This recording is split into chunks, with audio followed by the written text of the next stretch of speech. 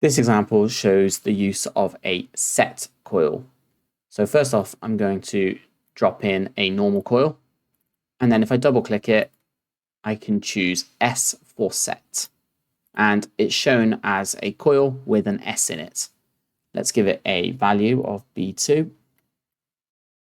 And let's go online. So if I set B1 to true now, the coil operates exactly the same way as we'd expect a standard coil to operate. The preceding logic is true, therefore the coil and its associated variable value is true. But if I turn B1 off, notice that the set coil is still true. And that's because that's what a set coil does. It cannot be reset unless a reset coil is used. So let's go ahead and add a reset coil in.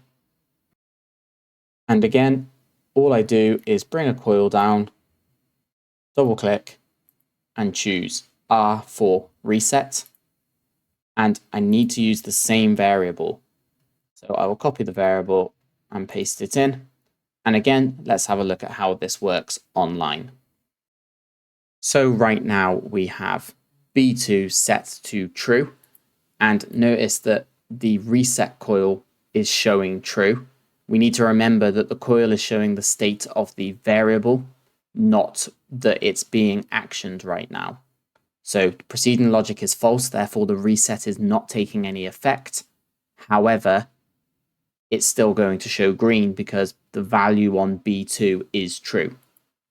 So let's set B3 to true. And we can see that the B2 up here has gone false, and so has the B2 down here because the reset is in effect. Now, reset coils, they always look a bit funny because they're in the opposite states to what the preceding logic is in. It's quite easy to look at this, especially as a beginner, and think it's not doing what it's supposed to do.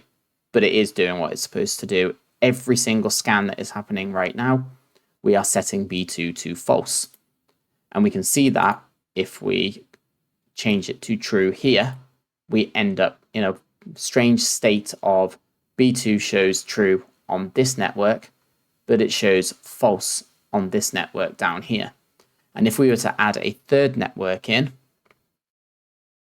where B2 sets B4, we can see that even though B2 is set to true here, it's not true by the time we get down to here. And that's because it's being reset in the middle on network 2.